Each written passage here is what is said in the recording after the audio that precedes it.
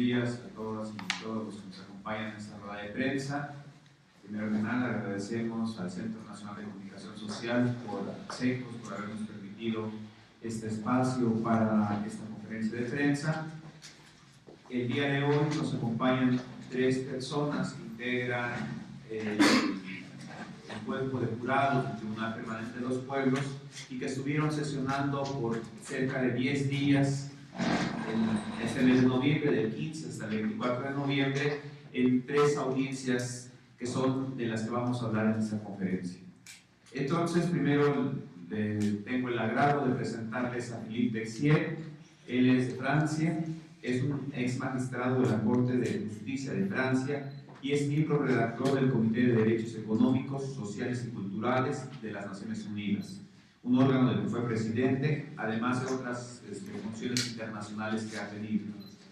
Antoni Pigrao Soler, de España, es doctor en Derecho por la Universidad de Barcelona, es catedrático de Derecho Internacional Público y ejerce la docencia en la Facultad de Ciencias Jurídicas de la Universidad Rovira y Virgili, donde ha sido vicerrector y secretario general. Es colaborador del Tribunal Permanente de los Pueblos, director del Centro de Derecho Ambiental de Tarragona y director de la Revista Catalana de Derecho Ambiental. Y Camila Montesinos, chilena, agrónoma y desde el 2002 integra la organización GREI, dedicada a apoyar a campesinos y movimientos sociales en sus luchas por lograr sistemas alimentarios basados en la biodiversidad y controlados comunitariamente. GREI, la organización de la que ella es parte, recibió en el 2012 el Premio Nobel Alternativo Right Livelihood Award, entregado por el Parlamento sueco, por su trabajo de más de 3 décadas, particularmente en la denuncia de los nuevos acaparamientos de tierra. Integra también el comité editorial de la revista Biodiversidad, Sustento y Culturas, publicada en 10 países latinoamericanos. Y también nos acompaña Octavio Rosas Landa, de la Asamblea Nacional de Afectados Ambientales, y un servidor, Martín Sánchez, que soy parte de las organizaciones que estuvimos organizando el Tribunal Permanente de los Pueblos. Entonces, para iniciar, le vamos a dar la palabra a Philippe Texier para que introduzca presentando los trabajos del Tribunal Permanente de los Pueblos. Muchas gracias, buenos días a todos y todas, y gracias por su presencia. Voy a hacer muy corto porque parece importante más bien contestar sus preguntas o preocupaciones. Pero en pocas palabras quisiera presentar un poco lo que es el Tribunal Permanente de los Pueblos. El Tribunal Permanente de los Pueblos viene del antiguo Tribunal Russell, que se fundó en los años 60 por Russell, que era un periodista y un escritor inglés, y Jean-Paul Sartre, escritor francés. En el momento de la guerra de Vietnam, creó un Russell contra la guerra de Vietnam y para marcar su solidaridad con el pueblo vietnamita. Luego una segunda sesión del Tribunal Russell sobre América Latina. Era el momento de las dictaduras del Cono Sur, Argentina, Chile, Brasil, Paraguay, Uruguay. Y hubo una sesión sobre todas esas dictaduras. Y surgió la idea de Lelio Basso, que era un senador italiano, intelectual, abogado, de crear una estructura permanente después de esos 2 tribunales. Y esta estructura permanente, el Tribunal Permanente de los Pueblos, que tiene ahora como casi 30 años de existencia, tiene su sede en Roma, con un equipo relativamente reducido, porque no hay muchos fondos económicos, pero tiene un gran prestigio porque en las diversas sesiones que mantuvo en varios países del mundo, sesionaron gente muy conocida, como algunos escritores latinoamericanos. En una de ellas estuvo Gabriel García Márquez, en otro estuvo Galeano, es decir, gente de gran prestigio. En un principio, este tribunal se ocupaba más bien de temas que tenían que ver con derechos de los pueblos, pero orientados hacia los derechos civiles y políticos. Y desde hace unos años ya está orientado no solamente en eso, porque siguen en eso evidentemente, pero también en todos lo que son derechos económicos, sociales y culturales y derechos ambientales. Y la sesión de México corresponde en realidad a todos esos derechos, ¿no? Porque, y eso lo va a comentar más bien Antoni Pigao. Tuvimos sesiones sobre varios países, Guatemala, Argelia, países de Asia, de África, pero también con varios temas transversales, como puede ser el papel del Fondo Monetario Internacional, o el Banco Mundial, o el tema de la deuda externa, o la catástrofe ecológica de Bhopal en India. Es decir, una gran variedad de temas, pero siempre orientadas hacia los derechos de los pueblos. Y la sesión de México corresponde también a este esquema. No voy a ir más allá. Sobre la sesión de México voy a pasar la palabra a Antoni Pigao, que va a explicar un poco cómo es el proceso de aquí. Gracias, buenos días. Como explicaba Philippe, el Tribunal Permanente de los Pueblos se ha ocupado de muchos temas distintos, de muchos países distintos, pero normalmente en formatos de sesiones únicas, de audiencias únicas. Entre 2006 y 2008, en cambio, hubo una experiencia importante en Colombia, en que a petición de un conjunto de organizaciones sociales muy amplio, de todo tipo, se decidió organizar una manera distinta de trabajo del tribunal, que era organizar una serie de sesiones temáticas que confluyeran en una sesión final. Por tanto, durante 2 años fueron celebrando distintas audiencias temáticas sobre distintos sectores. El tema general era el papel de las empresas transnacionales o el impacto de las empresas transnacionales en relación con los derechos humanos en Colombia, y eso se hizo a través de una serie de sesiones que agruparon a las empresas por sectores junto con una sesión transversal sobre pueblos indígenas. Esa experiencia permitió descentralizar mucho las actividades del tribunal y permitió, por tanto, una mayor participación de la gente, de los grupos sociales, de los sectores afectados, y permitió además profundizar cada uno de los temas mucho más que si se hubieran tratado en una única sesión. De alguna manera, el proceso de Colombia inspiró a este proceso que estamos ahora en México. Formalmente, la solicitud de celebrar una sesión del Tribunal Permanente de los Pueblos en México, o una serie de sesiones, se formalizó en diciembre de 2010 y se presentó por un conjunto muy amplio, una plataforma de cientos de grupos sociales de todo tipo, sindicales, sindicatos, organizaciones campesinas, organizaciones indígenas, grupos urbanos populares, algunas organizaciones no gubernamentales de derechos humanos, y también personalidades o personas individuales, pero con una trayectoria de compromiso con los derechos humanos importante, como por citar uno, pues el obispo del Trapillo, don Raúl Vera. La Secretaría del Tribunal analizó junto con los proponentes las posibilidades, y a partir de ahí, en febrero de 2011, se decidió aceptar el caso y se pasó ya a concretar la organización de este conjunto de sesiones, que tuvieron su inicio formal en octubre de 2011, con una sesión de presentación de lo que iba a ser este conjunto de sesiones, y se ha articulado después en un conjunto de audiencias temáticas y otras transversales, de las cuales algunas ya se han celebrado y otras no. Las que se han celebrado fue primero una audiencia general introductoria sobre los distintos temas que se iban a plantear. El objetivo general del proceso es ver cómo en México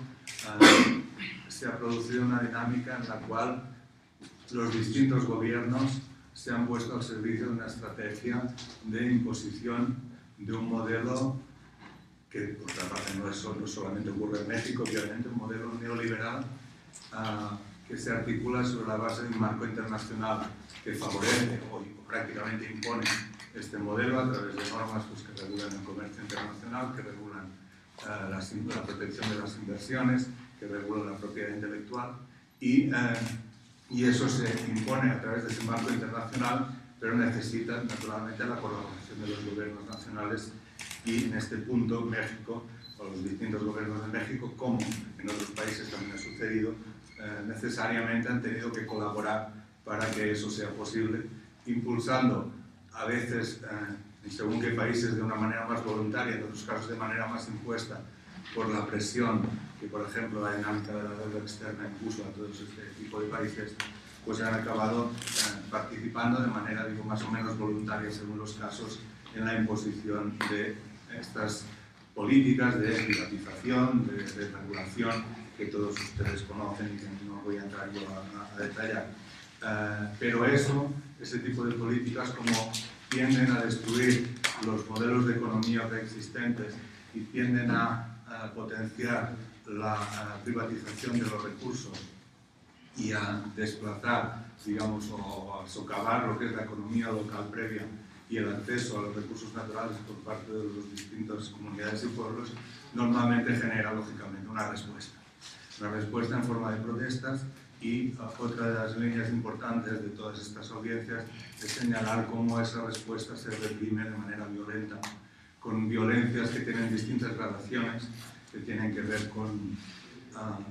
desprestigiar a la protesta, con descalificar la protesta, pero también con la amenaza directa a las personas que protestan, con la represión física a las personas que protestan y en los momentos pues, más álgidos, con asesinatos, con desapariciones, con torturas, etc. Este es ese aspecto un poco transversal y además, particularmente, al tribunal le interesa mucho también poner la atención, que fue objeto un poco de la sesión de ayer, en la represión sobre los líderes, los defensores de derechos humanos y de defensores ambientales en los distintos sectores, porque atacando a esas personas como se las ataca en contra de las normas internacionales que obligan a protegerlas, pues se pretende descabezar o crear el miedo que haga que los movimientos dejen de protestar, en definitiva, dejen de resistir. Este es un poco el hilo general y sobre este hilo se organizaron una serie de audiencias, como decía, una primera inicial que tuvo lugar en Ciudad Juárez en mayo de 2012 y después unas audiencias temáticas que han sido las que ya se han hecho sobre violación de derechos laborales en junio del año pasado, sobre devastación ambiental, sobre ataques al maíz y a la soberanía alimentaria y sobre esto como temáticas y sobre esa represión de los movimientos sociales. Son las tres audiencias que han tenido lugar en estos pasados días y quedarían también todavía una serie de audiencias para celebrar durante el próximo año, que serían audiencias temáticas sobre guerra sucia, sobre migración y violencia en relación con la migración, las migraciones, sobre violencia de género y sobre el papel de los medios de comunicación en todo este proceso. Para terminar con una audiencia final que todavía no tiene fecha exacta, en principio se prevé que todas estas audiencias van a ser durante el año que viene, en enero probablemente se conocerán ya las fechas y la audiencia final se trabaja con el escenario de que podría ser hacia noviembre de 2014. Entonces este es un poco el marco general del proceso en torno al cual pues ahora han coincidido estas tres audiencias de las que ahora pues, vamos a hablar un poco más en detalle con los compañeros. Gracias. Entonces va a hablar ahora Camila Montesinos sobre la audiencia maíz. Gracias, buenos días a todas y a todos. El Tribunal Permanente de los Pueblos tuvo su sesión sobre violencia sobre el maíz, sobre la soberanía alimentaria y la autonomía de los pueblos. Su conclusión general fue que veíamos una situación innegable de ataque sistemático e intencional a la existencia del maíz, a la subsistencia de los pueblos, a las comunidades de esa autonomía. Los ataques son lo suficientemente amplios y profundos como para poner en peligro la existencia de los pueblos de México. Específicamente, nosotros identificamos 4 agravios generales que se expresan de muy diversas maneras, y esos agravios son los siguientes. Primero, el intento de exterminio del maíz y de las culturas, cosmovisiones y formas de vida que se crearon mutuamente con él, lo que corresponde a la ruptura de una matriz civilizatoria. Este ataque tiene una gravedad especial por ser México y Mesoamérica el centro de origen del maíz. El segundo agravio fue el intento sistemático de destruir los territorios, que son la integralidad que acoge la vida espiritual y concreta de los pueblos. El tercero es la intención de destruir y acabar con la capacidad de los pueblos y comunidades para asegurar de manera autónoma su subsistencia y formas de vida. Y por último, el intento de destruir los tejidos organizativos de las comunidades, de sus asambleas y de sus sistemas de cargo. Todos estos agravios además conforman un intento sistemático para destruir la existencia de los pueblos originarios y las comunidades campesinas de México. ¿A quién finalmente acusó el tribunal? Este tribunal condena a los sucesivos gobiernos de México que han impulsado los procesos que aquí se denuncian, pero también a las grandes empresas que concentran su actividad en el mercado de los productos transgénicos y los agroquímicos asociados. Aquí nos referimos a Monsanto, Dow Chemical, DuPont, Bayer, Syngenta y BASF, así como a las empresas comercializadoras de productos alimentarios, entre las que se encuentran Nestlé, Cargill y PepsiCo. Y por supuesto todo esto dentro del marco de las políticas comerciales de los Estados Unidos y Canadá, que han sido impulsadas a través del Tratado de Libre Comercio. Luego de eso, el tribunal hace un conjunto de recomendaciones, primero a un conjunto de organismos internacionales, especialmente los de Naciones Unidas, para que cumplan con su deber de proteger los derechos de los pueblos, así como la alimentación de esos pueblos.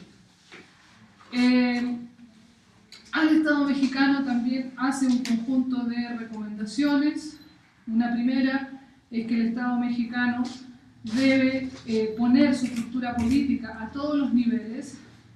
así como el funcionamiento de los poderes ejecutivo, legislativo y judicial, al servicio del interés público, y que deje de utilizarla en un escenario que hemos venido calificando como desvío de poder. Algunas recomendaciones más específicas es, en primer término, que debido a todos los riesgos que aquí fueron documentados, los peligros, tanto para el ambiente, la salud, a los ecosistemas, pero también para la vida de los pueblos, se debe prohibir la experimentación, liberación y circulación del maíz transgénico en México.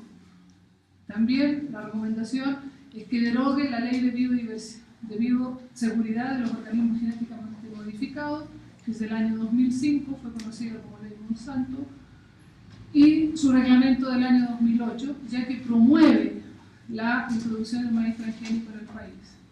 Una tercera específica es que derogue la ley de producción, certificación y comercialización de semillas, que es del año 2007, puesto que restringe la libre circulación de las semillas campesinas. Asimismo, producto también del daño que está provocando, que se prohíba la producción de soya transgénica en el país y que adopte, una cuarta recomendación es que adopte las medidas necesarias para controlar las actuaciones de las empresas privadas, nacionales o transnacionales, que operan bajo su jurisdicción y que sean susceptibles de vulnerar los derechos de los pueblos de acuerdo a la Declaración sobre las Obligaciones de los Estados Partes en relación con el sector empresarial del Comité de Derechos Económicos, Sociales y Culturales. Hay otras recomendaciones, pero no las voy a resaltar por ahora, voy a resaltar un par más, que es que México debe modificar de manera radical sus políticas respecto de los pueblos indígenas para ajustarlas a los compromisos asumidos en el convenio 169 de la OIT, entre los cuales se debiera encontrar que en la Constitución debiera reconocerse a los pueblos originarios e indígenas como sujetos de derecho público y no como sujetos de interés público, tal cual está hoy día en el artículo 2 de la Constitución. Asimismo, México debe renunciar a las políticas agrícolas y comerciales que han causado la crisis del campo mexicano y han provocado la migración de millones de personas. A su vez, México debe, en forma urgente, considerar los mecanismos para retirarse del Tratado de Libre Comercio de América del Norte, debido a todos los impactos que esto ha tenido. y, por supuesto, abstenerse de promover la violencia e investigar y castigar a los responsables de los actos de violencia o las amenazas contra personas y comunidades que también se documentaron durante la audiencia. Finalmente, el TPP desea expresar su profunda admiración por la valentía, la coherencia y la determinación mostrada por todas las personas y comunidades que presentaron sus testimonios, a pesar del contexto de violencia estructural que condiciona su vida cotidiana. El tribunal llamó a las organizaciones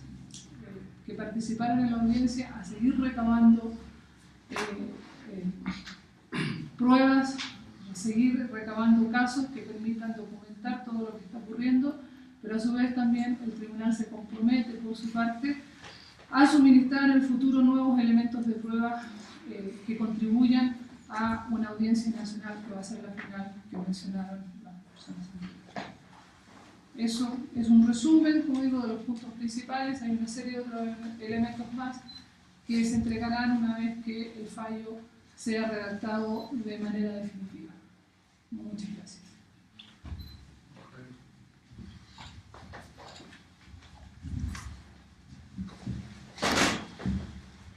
Muy buenos días a todas y a todos. A mí me toca hablar muy brevemente sobre la audiencia sobre devastación ambiental y derechos de los pueblos que se realizó aquí en la Ciudad de México los días 15, 16 y 17 de noviembre en el auditorio del Sindicato de Trabajadores de la UNAM. En esta audiencia temática participaron alrededor de 700 personas de 18 estados del país, que después de haber realizado un proceso durante 2 años de 14 preaudiencias, es decir, 14 audiencias preliminares a esta audiencia temática, presentaron pueblos, comunidades, organizaciones sociales, presentaron más de 140 acusaciones contra distintas autoridades, tanto del nivel municipal, estatal o federal, así como a numerosas empresas nacionales y transnacionales, por su responsabilidad ante la destrucción y la devastación del medio ambiente del país y, por supuesto, de los derechos asociados con el respeto a un medio ambiente sano. A lo largo de la audiencia temática sobre devastación ambiental y derechos de los pueblos, escuchamos los pueblos fundamentalmente articulados en torno de la Asamblea Nacional de Afectados Ambientales y de otras organizaciones, presentaron acusaciones respecto a la destrucción de todo el sistema hídrico nacional, es decir, por la destrucción de cuencas enteras, por la contaminación de ríos, la sobreexplotación de acuíferos, por el envenenamiento de pueblos, comunidades y las enfermedades asociadas con ello, así como por la construcción de grandes proyectos carreteros que no son para vincular a los pueblos o integrar a la economía nacional, sino para servir a los propósitos del Tratado de Libre Comercio, el transporte de carga, que además es altamente peligroso. Adicionalmente se presentaron casos de urbanización salvaje, acusaciones por la construcción de grandes unidades habitacionales completamente insustentables, la instalación de centros comerciales, malls, gasolineras, tiendas de conveniencia, por supuesto las afectaciones ocurridas y recibidas por numerosas comunidades en distintos lugares del país por la instalación irregular de grandes basureros a cielo abierto o falsos rellenos sanitarios, los casos de devastación de la salud y del medio ambiente vinculados con la expansión de la actividad de la industria petrolera, fundamentalmente en la región sureste del país, en la zona de Coatzacoalcos. Por supuesto también por casos de contaminación industrial, el abuso de agroquímicos en la agricultura mexicana. Por supuesto, evidentemente algunos de los casos más graves tienen que ver también con la explotación minera a cielo abierto en muchas regiones del país, en Oaxaca, en Veracruz, en San Luis Potosí, etc. Así como por la construcción de grandes presas que, por un lado, tienen la función o pretenden tener la función de generar energía eléctrica que no va a ser de beneficio para las comunidades locales, o bien para el trasvase de grandes cuencas o de grandes caudales de los ríos para alimentar procesos industriales o a las ciudades. Y todo esto, el propio jurado del tribunal, integrado por numerosas personalidades como Dora Lucía Arias de Colombia, Esperanza Martínez de Ecuador, Larry Lohmann de Inglaterra, Tony Clark de Canadá, Emily Smith también de Canadá, o Alberto Saldamando de Estados Unidos, han, en una de las conclusiones del dictamen del veredicto preliminar que han entregado, plantean que todos estos son delitos, los delitos de los que se habla en las acusaciones de las comunidades y pueblos de México, son delitos encuadrables en la categoría de crímenes de lesa humanidad, tal y como están definidos en el Estatuto de Roma de la Corte Penal Internacional, ratificado por México, en tanto se verifican en el marco de un ataque generalizado y sistemático en contra de la población civil mexicana. Para nosotros este es un veredicto, es una resolución muy significativa porque por primera vez se está planteando que la destrucción ambiental del país constituye esta sistemática, generalizada, abierta destrucción ambiental del país, es constitutiva de un crimen de lesa humanidad, y esto ha sido ratificado por el Tribunal Permanente de los Pueblos. Estamos esperando que envíe el tribunal el veredicto final, pero para los pueblos articulados alrededor de la Asamblea Nacional de Afectados Ambientales y los defensores ambientales del país, que también están sufriendo persecución, es un veredicto muy importante porque esto puede dar visibilidad ahora respecto a la crisis fundamental, a la crisis enorme, gravísima que se está viviendo sobre la destrucción de las fuentes básicas de la subsistencia de los pueblos de México. Entonces, para hablar de la última audiencia que se realizó en estos 3 días, les voy a dar la palabra a mis compañeros.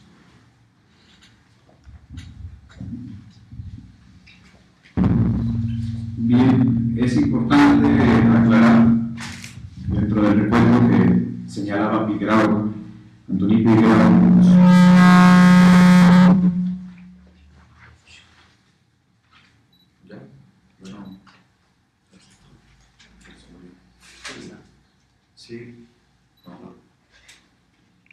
Bueno, ya.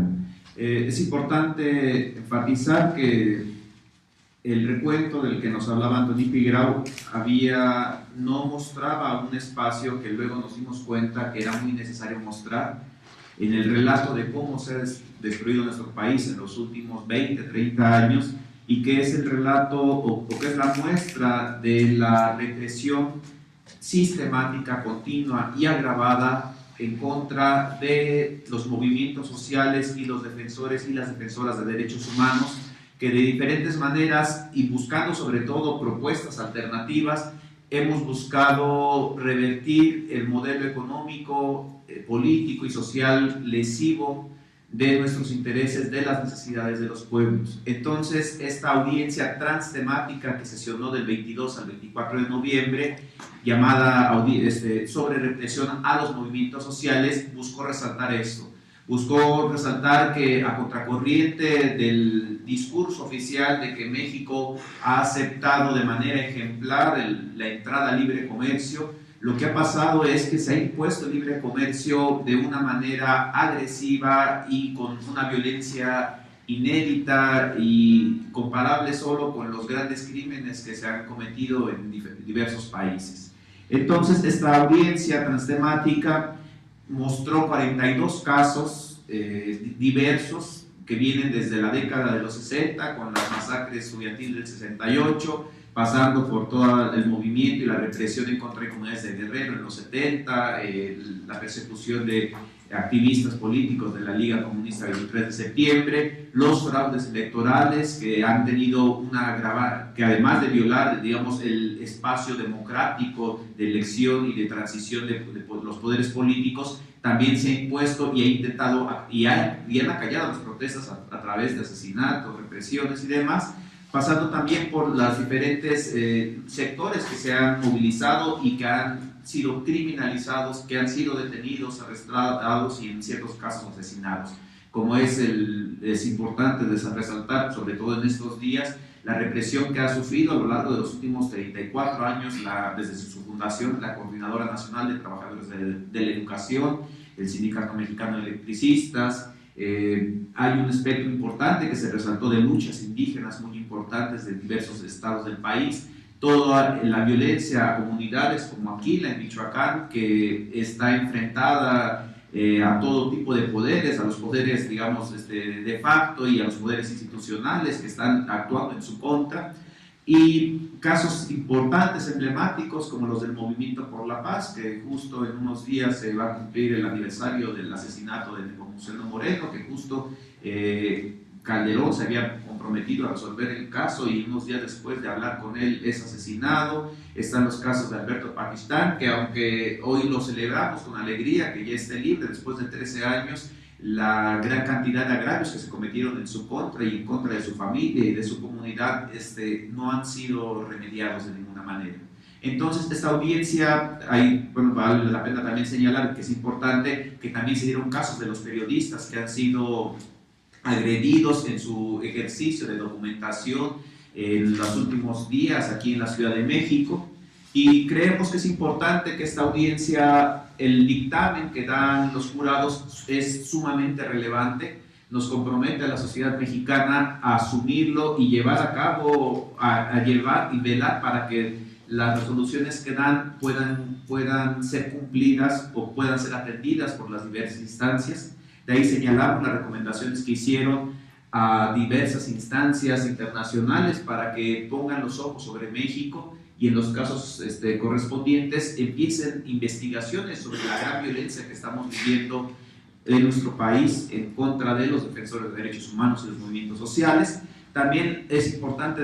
rescatar las recomendaciones que le hacen al gobierno de México para que dejen de utilizar el desvío de poder para imponer un sistema contrario a los intereses y necesidades de la población mexicana. Y también resaltamos la solidaridad expresada por los miembros del tribunal a los movimientos sociales y el llamado a la opinión pública internacional a romper la invisibilidad impuesta sobre México,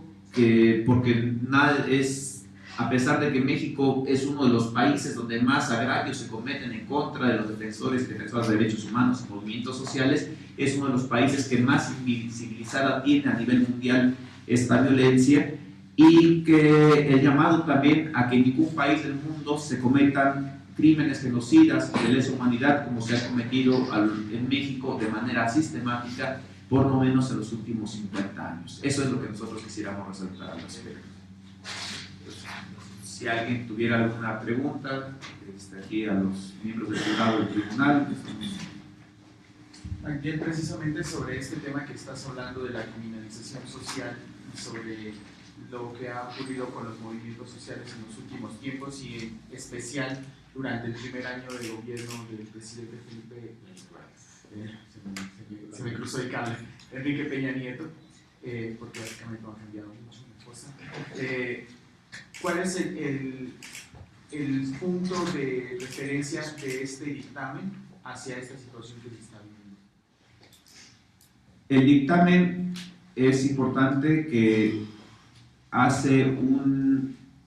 las recomendaciones y los señalamientos los hace desde los últimos 8 presidentes, digamos desde Gustavo Díaz Ordaz hasta Enrique Peña Nieto. El jurado encontró un hilo de continuidad, ¿no? son casos excepcionales, no es que haya terminado un mandato y el siguiente mandato sea diferente. Lo alarmante del momento que estamos viviendo hoy en México es que no hay ningún cambio, sino una agravación de un diseño además que está planeado para poder acallar la protesta, para imponer los intereses de un grupo sin la consulta que debería de hacer cuando pone los proyectos, ¿no? Como el caso de Atenco, por ejemplo, no es el único caso. Si revisamos incluso se presentaron casos en el Estado de México muy importantes de violaciones a derechos humanos cuando Enrique Peña Nieto era gobernador del Estado, y justo ahora que es presidente se presentaron también algunos otros casos y hay una continuidad ahí, ¿no?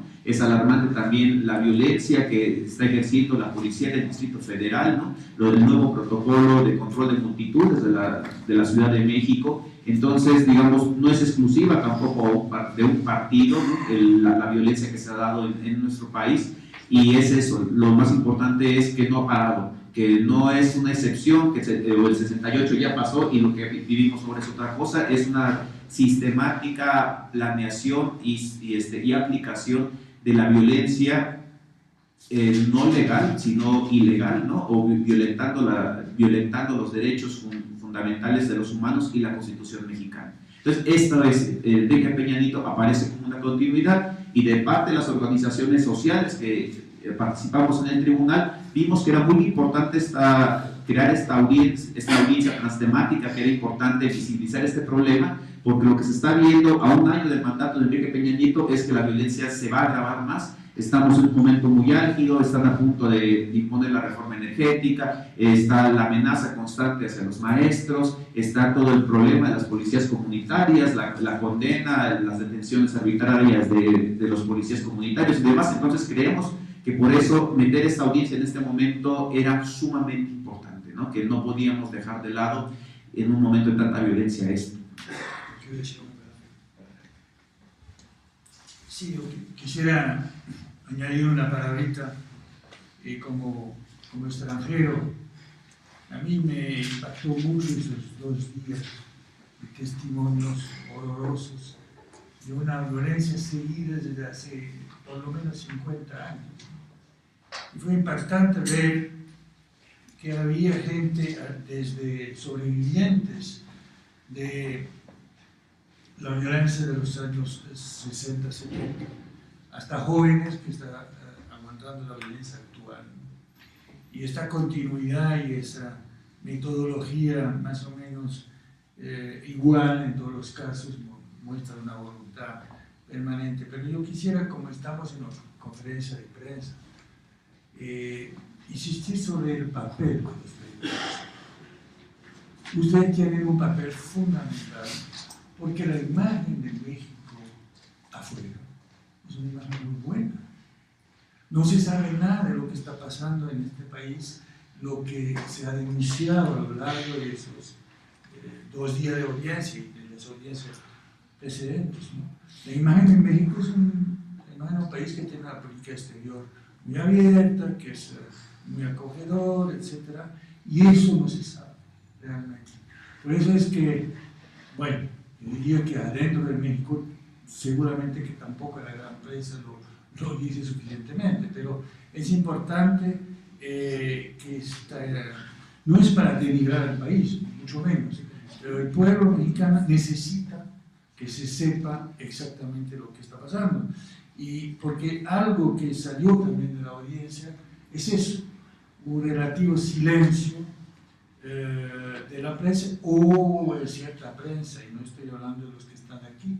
una deformación de la realidad, ¿no? Como estigmatizando la protesta social y dando una imagen que no corresponde a la realidad.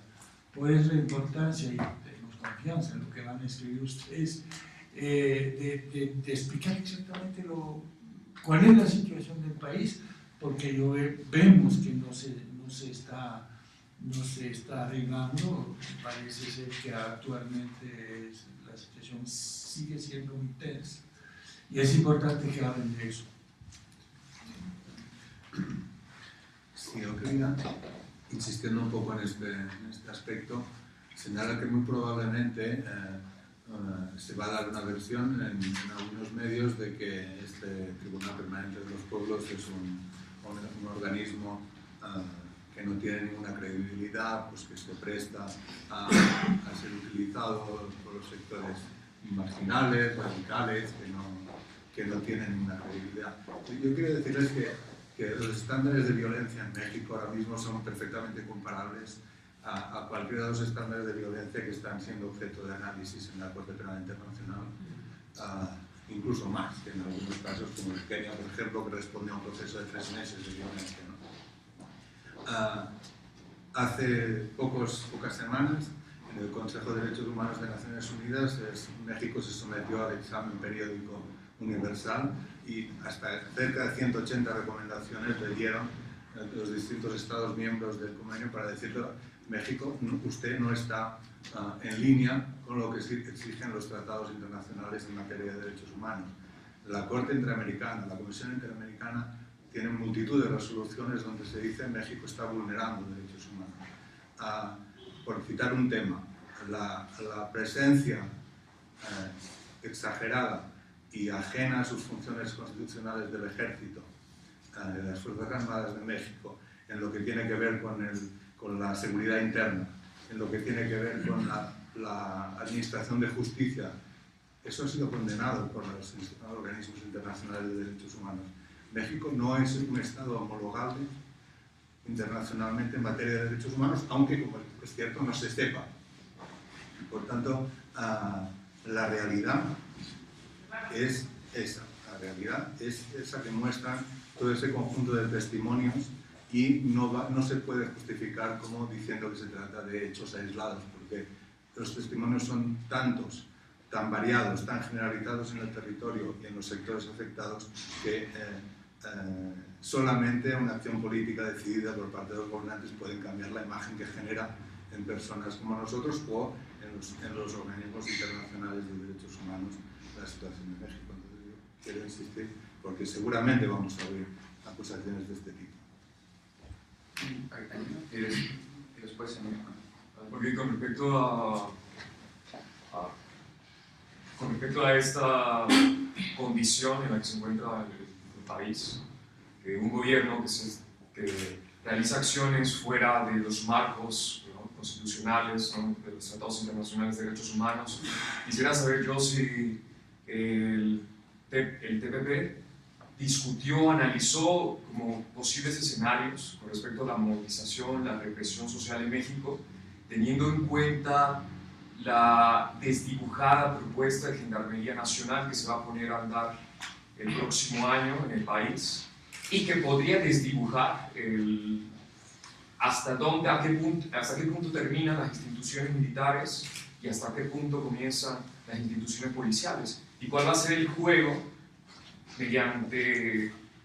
a partir de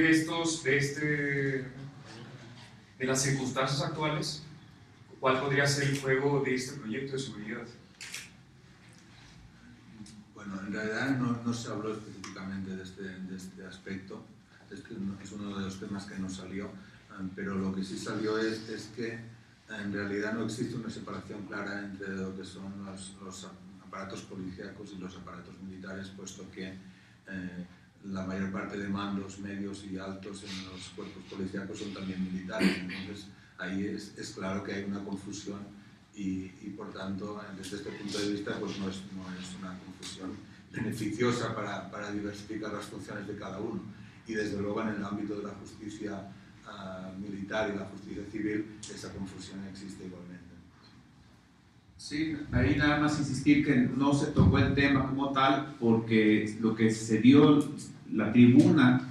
se abrió para que hablaran los agraviados, las víctimas que han sufrido sobre diversos casos, ¿no? Entonces esto es algo que todavía no ocurre y entonces,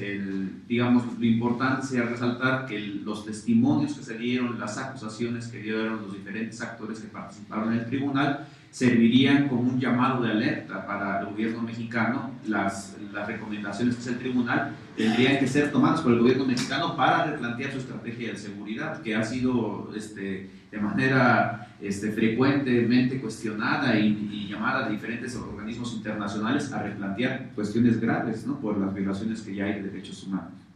Emilio. Serían dos preguntas. La primera, ¿cómo se escogen, cómo se presentan, cómo se hace una selección de los casos que se presentan ante el tribunal? Y la segunda sería, el tribunal, bueno, por el mensaje que yo entiendo es que está, para el tribunal, la situación actual en México, con base en los casos que analizaron, podría llegar a ser analizada en la Corte Penal Internacional para que el Estado mexicano pudiera ser condenado?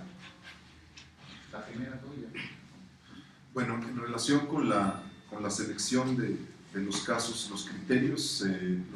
que se han establecido dentro del capítulo México para la presentación de casos ante el Tribunal Permanente de los Pueblos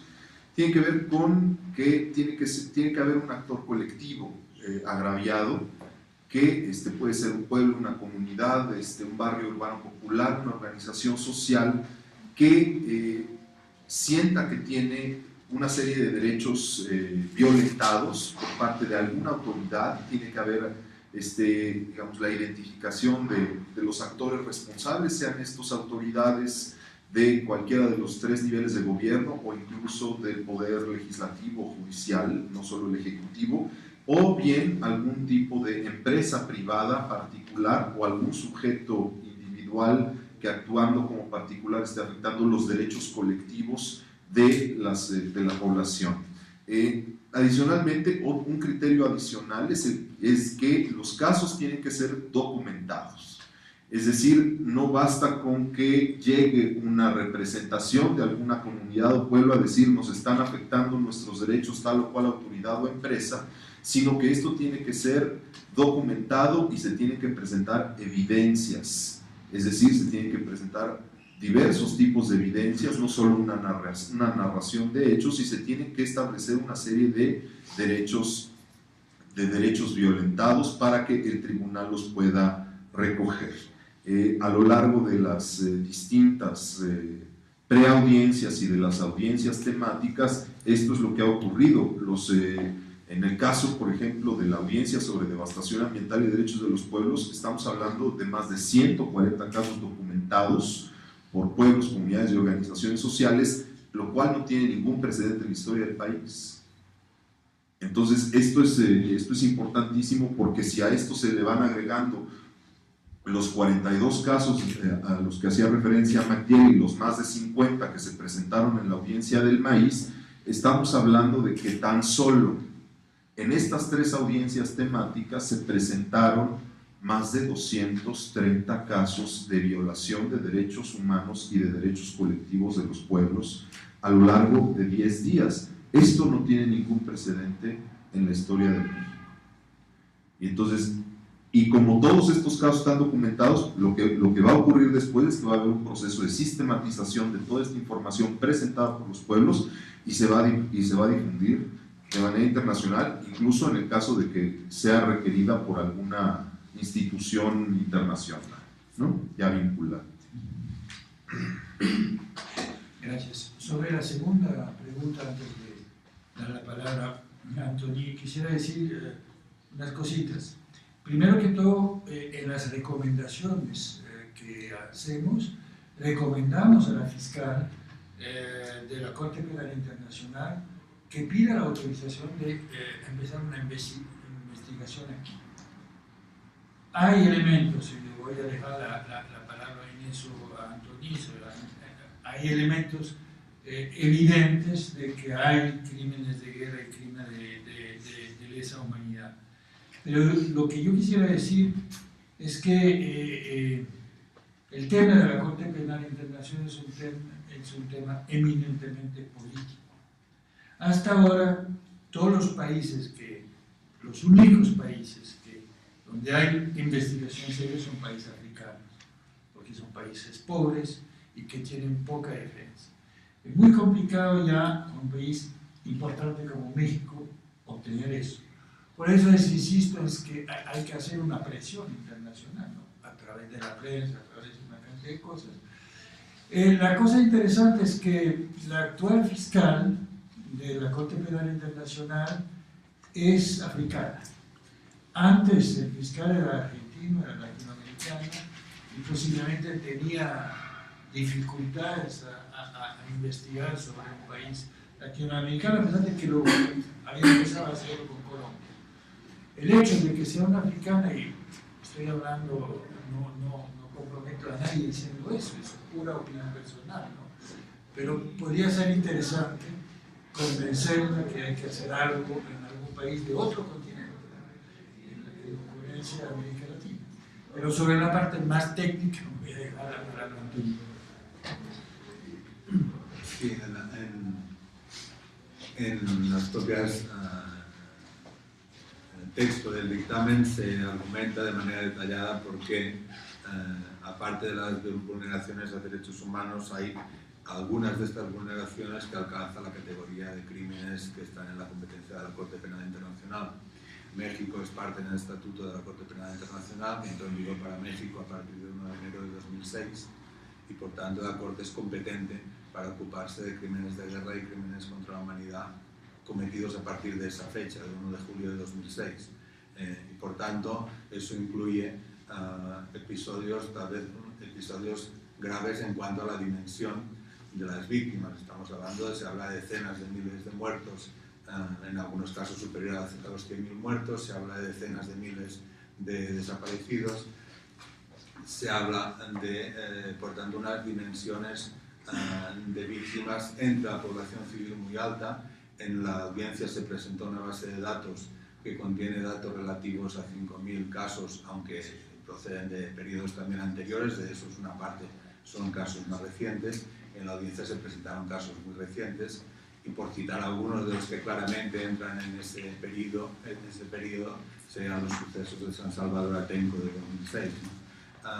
Por tanto, por las características que tienen y por las definiciones que se dan en el Estatuto de Roma de delitos como los crímenes de lesa humanidad y los crímenes de guerra, entendemos que sí hay base suficiente para abrir una investigación, y evidentemente estamos hablando de una corte penal, por tanto no es la acusación penal nunca es genérica, hay que acusar a personas concretas de delitos concretos, pero para eso hay que abrir una investigación. Por tanto, lo que se pide es que se abra esa investigación, porque los indicios son abrumadoramente favorables a que existen crímenes de competencia de la Corte, incluso a partir de 2006. Y que la situación, ya digo, no solo es comparable, sino que es objetivamente más grave que otros casos que sí han sido objeto de investigación en la Corte. Creo que no hace falta que me entretenga más en tecnicismos, pero esta es la idea más. ¿Habría alguna pregunta más? Si no, preguntaremos aquí a la mesa si alguien quisiera dar un comentario final, o terminamos ya con la conferencia de prensa. Bueno, agradecemos mucho su presencia y les pedimos que estén atentos a los trabajos del tribunal, que hoy hicieron una pequeña etapa en un proceso que está por terminar en noviembre del año que viene. Los invitamos a que puedan darle seguimiento a este importante tribunal que está sesionando en México. Gracias.